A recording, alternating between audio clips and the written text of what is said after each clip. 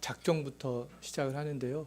우리가 지금까지 1문부터 6문까지 배웠던 내용들을 잘 한번 생각을 한번 해보시면 좋을 것 같아요. 이 순서가 정말 이 기가 막히게 아주 잘 되어져 있습니다. 우리가 첫 번째 시간에는 우리 인간이 사는 목적이 뭐냐라고 했을 때 하나님을 영화롭게 하고 하나님을 즐거워하는 것인데, 우리가 그렇게 살기 위해서는 하나님을 알아야 되는데, 하나님을 알기 위해서 하나님께서 우리에게 성경을 주셨다라고 했습니다. 근데 그 성경에서 기록하고 있는 것은 우리가 하나님에 대해서 믿어야 되는 것과 또 하나님께서 우리에게 요구하는 것이 무엇인가, 그 두 가지에 대해서 성경이 기록하고 있다라고 그렇게 이야기를 했었잖아요.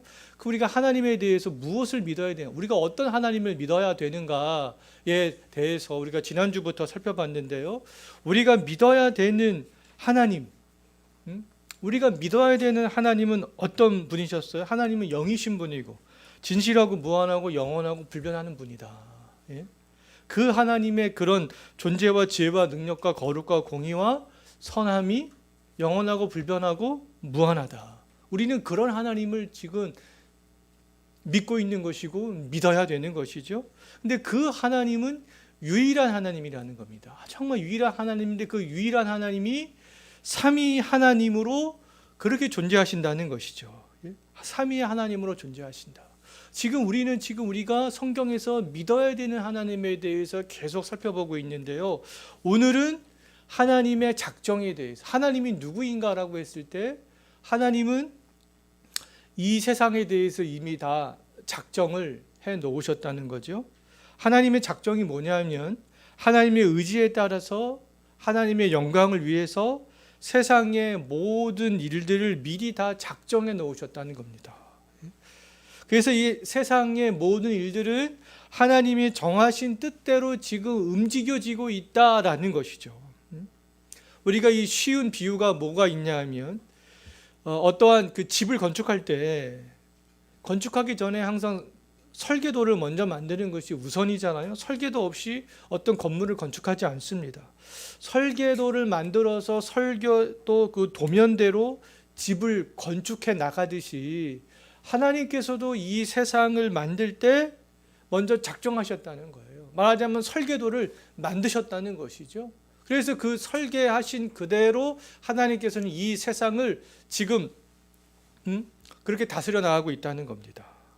세상이 하나님이 작정하신 대로 움직여지고 있다는 것이죠. 자, 또 우리가 이 작정이라는 말도 쓰지만 또 우리가 예정이라는 말도 쓰기도 하잖아요. 그럼 예정은 뭐냐라고 했을 때 제가 참고적으로 적어놨는데요. 예정은 하나님께서 구원하기로 한 것. 하나님께서 구원하기로 한 대상이 무엇이 있습니까? 천사와 인간이 있죠. 근데 천사는 예수 그리스도와 상관없이 구원하기로 그렇게 예정이 되어져 있는 것이고, 선한 천사들을 말하는 거겠죠. 인간은 그리스도 안에서 구원하기로 그렇게 예정이 되어져 있는 것이죠. 그래서 구원과 관련된 말을 쓸 때는 우리가 예정이라는 말을 사용하고요. 하나님께서 이 세상을 움직이는 것, 우리가 그것에 대해서 우리가 작정이라는 말을 씁니다. 이 차이점에 대해서 아시겠죠? 그래서 로마서 11장 36절에서 뭐라고 말씀하고 있습니까? 이는 만물이 주에게서 나오고 주로 말미암고 주에게로 돌아갑니다. 이 모든 것들이 처음부터 끝까지 주께서 원하시는 대로 그렇게 흘러가고 있다는 것이죠. 자, 그다음에 이제 완전한 작정이 하나님께서 이 세상을 먼저 만들기 전에 작정부터 하셨는데요. 설계도를 먼저 만드셨는데요. 그 설계도는, 하나님의 작정은 완전하다는 것입니다. 어떤 변경이나 실수나 우연이 없다는 거예요. 인간이 설계도를 만들 때는 뭐 중간에 설계 변경들이 계속해서 몇 번씩 되어지지만 하나님이 이 작정하신 것은 그렇지 않다는 겁니다. 변경도 안 되고 실수도 없고 우연도 없다는 거죠. 그래서 세상에서 그럼 하나님이 계획하지 않은 일들은 절대로 그 어떤 일들도 일어날 수가 없다는 겁니다. 그 모든 일들은 하나님이 계획하신 대로 일어나고 있다는 것이죠. 그래서 잠언 16장 33절 말씀에서 뭐라고 말씀하고 있습니까? 제비는 사람이 뽑으나 모든 일을 작정하기는 여호와께 있는 것이다. 사람이 제비 뽑아서 그 일들이 된 것 같지만 실제로는 하나님의 작전 가운데 있다는 거예요. 아까 우리가 설교 시간에도 살펴봤지만 아수르, 바벨론, 로마 강력한 나라들이 유대를 멸망시킨 것 같지만, 북이스라엘을 멸망시킨 것 같지만 그 이면에는 누가 있는 겁니까? 하나님이 있는 거예요. 하나님께서 그 나라를 막대기와 몽둥이로 심판의 도구로 사용하시는 거죠. 마태복음 10장 29절에서 뭐라고 말씀하고 있습니까? 참새 2마리가 하나 쌀을 팔리지 않느냐? 그러나 너희 아버지께서 허락하지 아니하시면 그 하나도 땅에 떨어지지 않는다. 상거래 하나까지도 다 하나님의 작전 가운데 있다라는 것들을 알 수 있습니다. 예수님께서 마가복음 14장 30절에서 뭐라고 말씀하셨어요? 내가 진실로 내게 이르노니 오늘 이 밤 닭이 2번 울기 전에 내가 3번 나를 부인하리라. 베드로가 예수님을 부인할 것도 이미 다 예수님께서 예고하시잖아요. 이것도 이미 다 작전 가운데 있다라고 말할 수 있겠습니다. 자, 그렇다면 이제 우리가 좀 이제 어려운 것으로 이제 우리가 접근을 하게 되는데요. 하나님의 작전 가운데는 인간의 악이 포함되어져 있다는 거예요. 인간의 악함도 하나님의 작전 가운데 포함이 되어져 있다.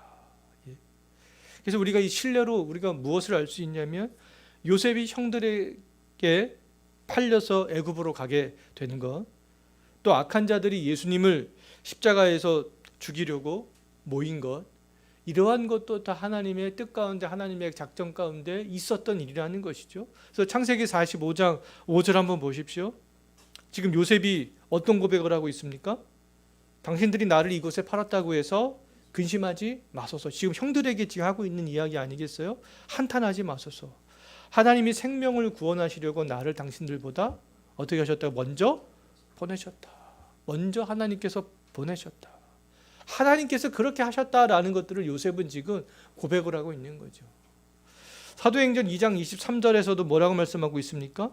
그가 하나님께서 정하신 뜻과 미리 아신 대로 내준 바 되었거늘. 누가요? 예수님께서 내준 바 되었다는 것. 하나님께서 정하신 가운데 이렇게 되었다는 겁니다. 그래서 너희가 법 없는 자들의 손을 비록 못 박아 죽였다. 이것도 하나님의 작전 가운데 있었던 일이라는 것이죠. 악한 자들이 이렇게 했지만, 자, 그렇다면 이 인간의 악도 하나님의 작전 가운데 있는 것이다 라는 것입니다. 자, 그럼 악의 근원은 어디겠는가? 악의 근원, 인간의 악까지 하나님의 작전 가운데 있다면 악의 근원은 과연 어디겠는가라고 했을 때, 그렇다면은 쉽게 사람들이 생각할 때 그러면 이 악의 조성자가 하나님이 아니겠는가라고 오해하기가 쉽습니다. 그런데 하나님께서 인간을 어떻게 만드셨습니까? 악하게 만들지 않았잖아요. 하나님 인간을 선하게 만들었습니다. 인간의 목적에 맞게 하나님께 영광을 돌리고 워낙 선하게 살아갈 수 있도록 그렇게 하나님께서 인간을 만드셨어요. 근데 인간이 그렇다면 죄를 짓는 것은 하나님의 계획 가운데 있는 것이면 틀림이 없습니다. 하나님의 작전 가운데 있는 거죠. 인간이 죄를 짓는 것. 그런데 하나님께서는 인간이 죄를 짓도록 그렇게 강제하지 않는다는 겁니다. 유혹하지도 않는다는 거예요. 그럼 죄의 조성자는 누구이겠는가? 라고 했을 때 죄의 조성자는 죄를 짓도록 유혹하는 사탄이 되는 것이고요. 아담과 하와가 그 사탄에게 넘어갔잖아요. 그 다음에 또 이 사탄의 유혹과 우리 안에 있는 죄의 본성 때문에 이제 죄를 짓게 되는 것이다 라고 말할 수 있겠습니다. 자, 그러면 이 악이 하나님의 작전 가운데 있고 하나님께서는 그 악을 허용하신다는 거잖아요. 악을 허용하시기 때문에 지금 세상에 악한 일들이 많이 일어나고 있습니다. 하나님의 그런 어떤 영원한 작정을 이루기 위하여서 하나님의 악을 허용하고 있는 거죠. 그러면 하나님의 영원한 작정은 뭐겠습니까? 하나님의 영원한 작정을 위하여서 악을 허용한다면 하나님의 그럼 영원한 작정이 뭐냐라고 했을 때 하나님의 영원한 작정은 예수 그리스도 안에서 새롭게 된 세상을 말합니다. 이것이 하나님께서 영원히 작정하신 거예요. 예수 그리스도 안에서 완전히 새롭게 된 세상. 그 하나님의 창조는 시발점이 되는 거죠. 영원한 세상을 위한 시발점이 되는 거죠. 창조는. 예? 그럼 세상의 종말은 완성이 되는 것입니다. 예? 하나님의 영원한 작정은 예수 그리스도 안에서 이 새롭게 만들어지는 그런 세상이라는 거예요. 그래서 하나님께서는 예수 그리스도 안에서 더 좋은 세상을 정말 작정하신 거죠. 그래서 하나님께서 악을 허용하는 것이다. 예수 안에서 더 좋은 세상을 하나님께서는 만들어가기 위해서. 그래서 하나님께서는 예수 그리스도 안에서 더 좋은 세상을 만들기 위해서 가룟 유다와 헤롯과 빌라도와 유대인들이 합세하여서 예수님을 십자가에 못 박도록 그렇게 허용하셨다는 겁니다. 지금도 하나님은 때로는 진노의 심판으로, 때로는 악인이 범죄하는 것들을 지금도 하나님께서는 여전히 허용하고 있다는 것이죠. 여전히 예수 그리스도 안에서의 그 구속된 그런 더 완전한 세상을 만들어가기 위해서 그렇습니다. 예수 그리스도 안에서의 그런 그 하나님을 더욱더 우리에게 깊이 있게 알아갈 수 있도록 하기 위해서 그렇습니다. 그래서 사도행전 4장 27절과 28절 한번 보십시오. 뭐라고 말씀하고 있습니까? 과연 헤롯과 본디오 빌라도는 이방인과 이스라엘 백성과 합세하여 하나님께서 기름 부으신 거룩한 종 예수를 거슬러 하나님의 권능과 뜻대로 이루려고 예정하신 그것을 행하려고 이 성에 모였다. 예수를 죽이려고 지금 모였다는 거 아니겠습니까? 그 다음도 마가복음도 읽어볼까요? 다 앉아 먹을 때 예수께서 이르시되 내가 진실로 너희에게 이르노니 너희 중 한 사람이 곧 나와 함께 먹는 자가 나를 팔리라 하신대. 지금 가룟 유다를 향하여서 지금 이렇게 얘기하고 있는 거잖아요. 이런 악인들이 이렇게 악한 행동들을 해야 예수 그리스도 안에서 새로워진 세상들이 만들어지기 때문에 악을 하나님께서 허용하는 것이다. 예? 라고 말할 수 있겠습니다. 자, 그 다음에 뒷장을 넘기시면 자유의지에 대해서인데요. 이 세상의 악도 하나님의 작정 가운데 있는 것이지만 하나님은 인간이 특정한 죄를 어떤 순간에 그렇게 짓도록 프로그램화하지는 않았다는 것이죠. 로봇처럼 그렇게 만들지는 않았다는 것입니다. 하나님이 인간에게 이 자유의지라는 것들을 주셔서 인간이 어떤 것들을 선택하면서 살도록 하셨다는 거예요. 인간은 자유의지로 내가 하고 싶은 일, 아니면 내가 하기 싫은 일, 그것을 선택할 수 있도록 그렇게 하나님께서 만드셨다는 것이죠. 그래서 하나님이나 사탄은 우리 인간이 또 내가 하기 싫은 일들을 강압적으로 하도록 그렇게 하지 않는다는 겁니다. 강압적으로. 인간이 악을 선택하는 것은 인간이 자유의지로 악을 선택하는 것이죠. 그래서 인간들은요, 하나님의 이 은혜를 알기까지 무엇만 선택합니까? 인간은 악만 선택한다는 거예요. 악 중에서 가장 큰 악이 뭐겠습니까? 하나님을 대적하는 거죠. 하나님을 부인하는 겁니다. 자, 그렇다면 하나님의 은혜를 받은 우리들, 하나님의 은혜를 아는 우리들이 해야 될 일들은 뭐겠습니까? 우리의 자유의지를 어디다 동원해야 되겠어요? 하나님이 원하는 것을 하는 것이에요. 하나님이 원하는 일이 무엇인가? 우리는 그것들을 생각하고 그것들을 선택하는데 우리의 자유의지를 동원해야 된다는 겁니다. 우리가 그러한 사람들이 하나님의 작정을 온전히 믿는 사람들이다라고 말할 수 있어요. 자, 그래서 질문, 하나님의 작정은 무엇입니까? 물어보잖아요. 그래서 답변이 뭡니까? 하나님의 작정은 하나님의 영원한 계획과 목적인데, 하나님의 작정에 따라 하나님은 자신의 영광을 위해 앞으로 일어날 모든 일들을 미리 정하셨습니다. 하나님의 작정은 하나님의 영원한 계획과 목적, 그리스도 안에서 새로운 세상을 만드는 것이죠. 그래서 하나님의 작정에 따라 하나님은 자신의 영광을 위해 앞으로 일어날 모든 일, 악한 일까지도 미리 하나님께서는 정하셨다는 겁니다. 하지만 그 가운데서는 하나님께서 우리 인간에게 자유의지를 주셔서 그 자유의지로 악과 선을 선택할 수 있도록 그렇게 하셨다는 것이죠. 자, 그 다음에 하나님의 창조의 섭리인데요. 그럼 하나님께서 이 세상을 어떻게 하기로 작정하셨잖아요. 미리 설계도를 그리셨잖아요. 그럼 하나님께서 이 작정, 이 설계도를 어떻게 이루어 가시느냐라고 했을 때 답변이 뭡니까? 하나님의 작정을 어떻게 이루세요? 창조와 섭리를 통해서 이루신다는 겁니다. 하나님이 작정을 계획하신 것들을 창조를 통하여서 나타나시고 섭리를 통하여서 나타내 보이신다는 거죠. 그래서 창조부터 우리가 살펴보게 되면요, 하나님은 6일 동안 오직 말씀으로만 창조했다는 겁니다. 그러니까 이 말씀으로만 창조했다는 그 의미는 뭐냐면 하나님께서는 아무도 없는 것 가운데 어떤 재료도 사용하지 않고 오직 말씀으로만 이 세상을 창조했다는 거예요. 그래서 모든 만물들을 하나님께서는 또 창조할 때 어떻게 창조했습니까? 각기 종류대로 창조하셨다는 것이죠. 각기 종류대로. 우리가 이 오직 말씀으로만 각기 종류대로 요 두 가지만 우리가 이 말씀만 봐도요, 뭐 진화론자들이 말하는 그 말들이 맞지 않다는 것들을 알 수 있어요. 아무 재료도 없는 가운데. 뭐 우연히 세상은 뭐 가스로 인해서 폭발로 되고, 그럼 가스는 어디서 났습니까? 가스는 그 가스. 뭐 무기질, 뭐 아주 그 무기질은 그러면 또 어디서 났어요? 어떤 그들은 다 재료를 갖고 설명할 수밖에 없습니다. 근데 창조는 재료가 없이 된 거죠. 재료가 없이. 처음부터 하나님께서는 각기 종류대로 다 만드셨어요. 원래 그냥 제비는 제비, 원숭이는 원숭이, 나무는 나무, 꽃은 꽃, 국화는 국화, 장미는 장미, 각기 종류대로 다 만드셨다는 겁니다.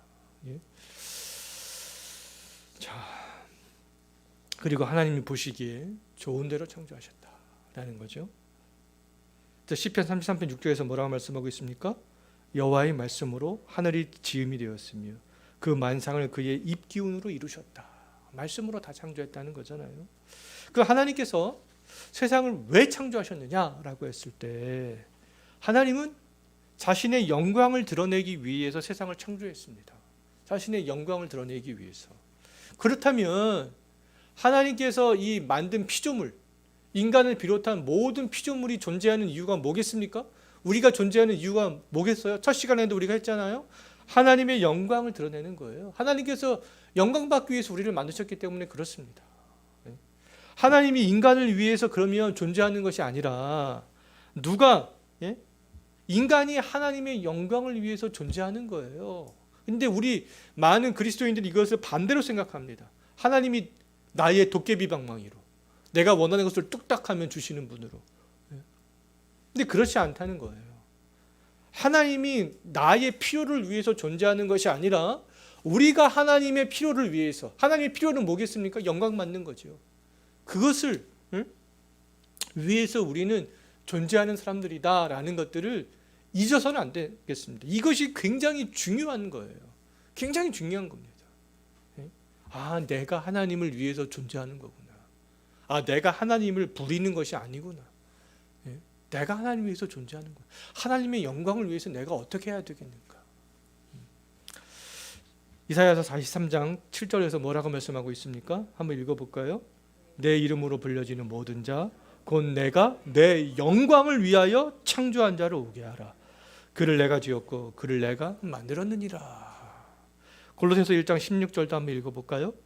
만물이 그에 의해서 창조되되 하늘과 땅에서 보이는 것들과 보이지 않는 것들과 혹은 왕권들이나 주권들이나 통치자들이나 권세들이나 만물이 다 그로 말미암고 그를 위하여 창조되었다. 보이지 않는 어떤 영적인 세계, 천사들, 보이는 모든 것들, 이 세상에 존재하는 모든 것들 다 그를 위하여 창조되었다는 것이죠. 자, 그렇다면 이제 정리하겠습니다. 제 9문 창조는 무엇입니까? 라고 했을 때 창조가 뭡니까? 창조는 하나님의 능력의 말씀으로 6일 동안 아무것도 없는 데서 모든 것들을 만드신 것인데 이 모든 것이 매우 좋았습니다. 누가 보기에? 하나님이 보기에 좋았다는 거예요. 하나님께서는 작정하신 것을 무엇으로 이루어 가신다고요? 창조로 이루신다는 겁니다. 창조로. 자, 특별히 우리가 이제 인간 창조에 대해서 좀 더 살펴볼 필요가 있는데요. 인간은 하나님의 형상으로 창조되었기 때문에 그렇습니다. 하나님은 인간과 교제하기 위해서, 그리고 하나님이 창조한 피조 세계를 다스리기 하기 위해서 인간을 하나님의 형상을 가진 존재로 만드셨다는 거예요. 하나님께서 왜 인간을 하나님의 형상을 가진 존재로 만드셨다고요? 첫 번째로 뭐라고요? 하나님은 인간과 교제하기 위해서. 두 번째는 뭐라고요? 피조 세계를 인간이 통치할 수 있도록 하기 위해서 하나님의 형상으로 만드셨다는 겁니다. 그 하나님의 형상으로 지음받은 우리 인간들은 뭐 하는데 힘써야 돼요? 하나님과 교제하는 데 힘써야 되는 것이죠. 하나님과 교제하는 데 힘써야 되는 겁니다. 그리고 뭐 하는 데 힘써야 돼요? 하나님께서 선하게 창조한 이 자연 만물을 우리가 선하게 유지될 수 있도록, 오염되지 않을 수 있도록 그렇게 다스려 나가야 되는 것이죠. 자, 그렇게 하기 위해서 하나님의 형상을 가진 존재로 우리 인간을 만들었다는 거죠. 그래서 하나님의 그럼 형상이란 무엇인가라고 했을 때, 하나님의 형상은 지식과 거룩과 의.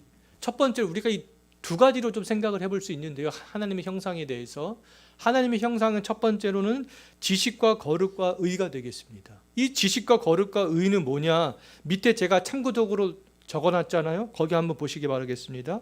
지식은 뭐겠습니까? 어떠한 우리가 이제 계속 지식과 거룩과 의는 계속 앞으로 반복돼서 나와야 될 그런 내용들인데, 우리가 이 개념들을 좀 잘 갖고 있어야 되겠습니다. 예수님께서 행하신 일도 다 지식과 거룩과 의와 관련된 일이거든요. 이것을 회복시킨 거예요, 예수님께서. 자, 지식은 뭡니까? 어떤 특징이 있어요? 선지자적인 특징을 갖고 있습니다. 지식은. 이 선지자적인 특징이 뭔데요? 선지자들처럼 하나님의 그런 말씀들을 이해하는 거예요. 믿는 겁니다. 하나님의 말씀을 이해하고 믿는 거. 그 다음에 거룩은 뭐예요? 제사장적인 특징을 갖고 있습니다. 이 거룩은 제사장처럼 이 참된 정말 거룩함으로 하나님께 예배하고 헌신하고자 하는 그런 마음들. 거룩은 그런 것이다. 정말 참되게 하나님을 향 앞에 나아가서 헌신하고자 하는 그런 마음들. 거룩한 마음으로. 그 다음에 세 번째는 뭡니까? 의는 어떤 특징이 있어요? 왕의 특징이 있습니다. 하나님의 창조 세계를 하나님께서 원하는 대로 다스리고 행동하는 것이죠. 통치하는 겁니다. 이 지식과 거룩과 의하면 우리가 무엇을 생각할 수 있어야 돼요? 이 선지적인 특징과 제사적인 특징과 왕의 특징을 생각할 수 있어야 되는 것입니다.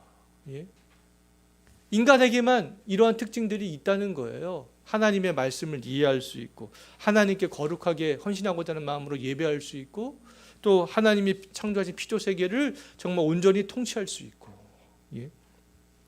자, 그래서 이 하나님의 형상은 이러한 지식과 거룩과 의라는 개념과 또 한 가지 개념이 있는데요. 인간을 인간답게 하는 성품이라고 말할 수 있습니다.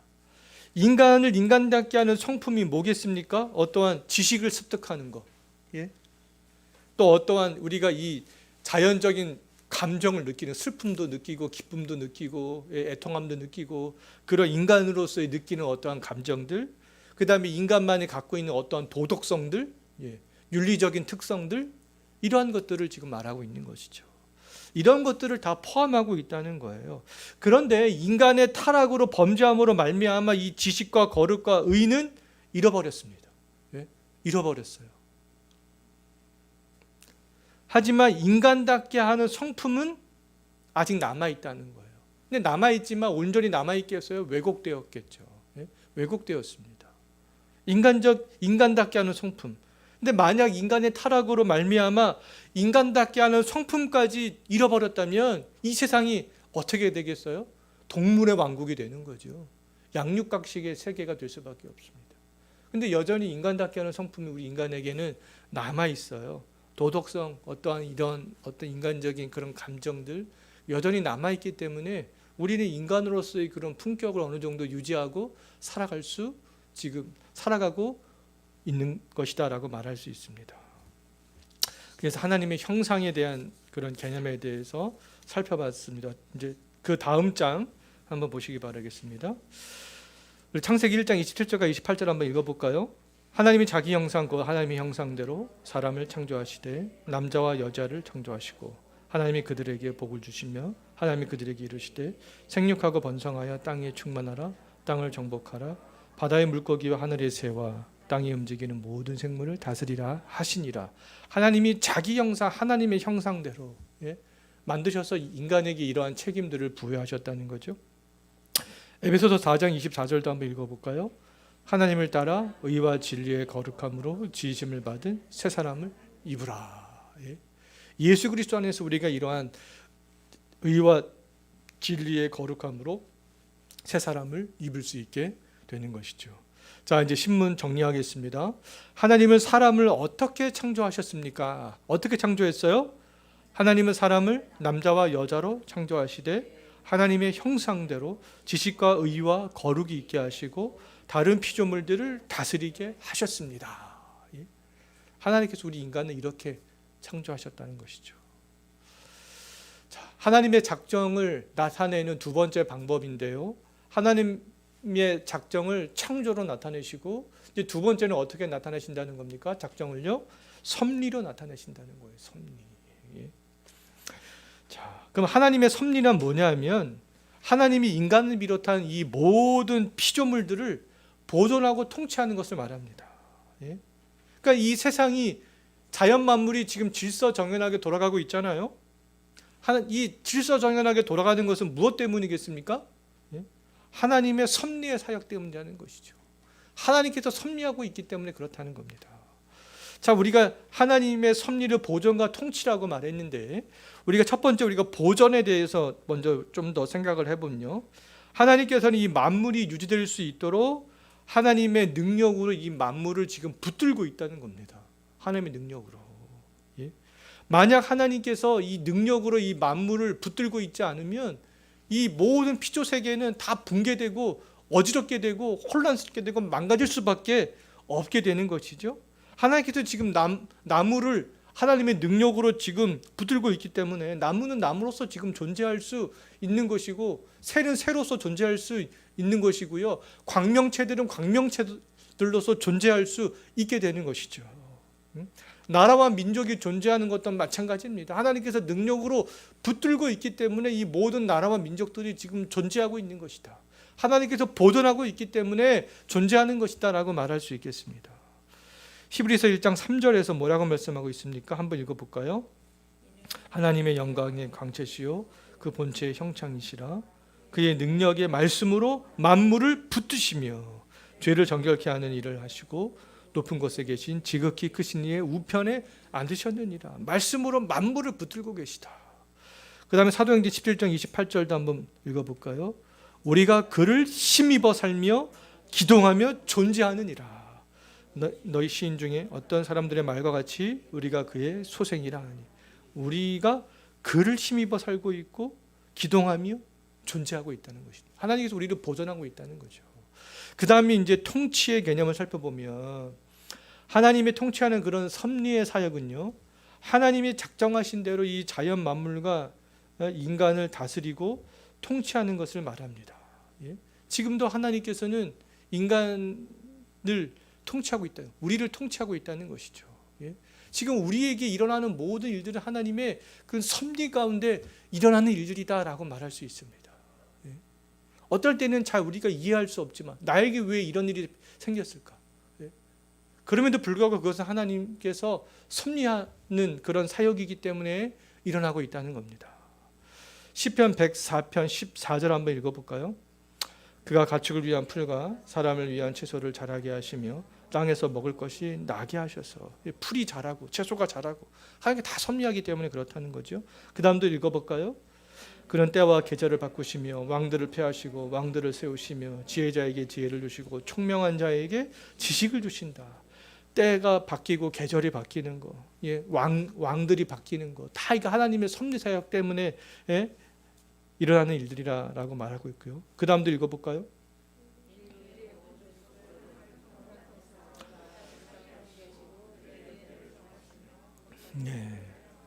인류의 연대를 정하고 거주의 경계를 정하셨다.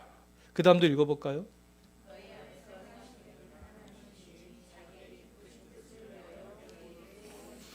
네. 우리 안에서 하나님께서 행하신다. 하나님께서 우리를 통치하고 있다는 거잖아요. 자, 하나님의 섭리의 사역을 우리가 그렇다면 알아야 하는 이유가 뭐겠느냐라고 했을 때, 하나님의 우리가 섭리의 사역을 알지 못하면요, 세상이 어떻게 질서 정연하게 흘러가는지 알 수 없습니다. 예. 뭐 지구가 자전을 하고 공전을 하고 막 그런 과학자들은 설명하는데, 그런 거 역시 하나님께서 섭리하시기 때문에 예, 자전도 하고 공전도 하고 그런 일들이 일어나고 있는 거예요. 예. 그리고 이 하나님의 섭리의 일을 우리가 알 때, 이 세상이, 나의 인생이 하나님의 손에 달려 있구나. 나의 주관자가 하나님이구나. 우리가 그것을 인정하게 될 수 있고요. 우리가 그것을 인정하면 정말 고통과 절망 중에도 하나님을 의존할 수 있게 됩니다. 왜요? 지금 이 순간도 하나님의 섭리의 사역으로 진행이 되어지고 있기 때문에 그렇습니다. 우리가 마가복음 13장 오전에 설교 시간에 살펴봤듯이 예루살렘 성전이 파괴될 때 절망 중에 있지만, 그 절망 가운데 있을 수밖에 없지만, 그것도 누구의 섭리 사역이, 하나님의 섭리 사역 가운데 그 절망적인 상황들이 일어나고 있다라는 것이죠. 자, 정리하겠는데요, 하나님의 그럼 섭리는 무엇이냐라고 했을 때 답 한번 읽어볼까요? 하나님의 섭리는 하나님이 지극히 거룩하고 지혜롭고 능력 있게 모든 피조물과 피조물의 모든 행동들을 보존하시며 통치하는 것입니다. 하나님께서 지금 보존하고 통치하고 있기 때문에 지금 이 자연 만물이 우리들이 지금 이렇게 살아갈 수 있다라고 말할 수 있죠. 이렇게 해서 우리 오늘 하나님의 작정과 섭리까지 살펴봤습니다. 여기까지 하겠습니다.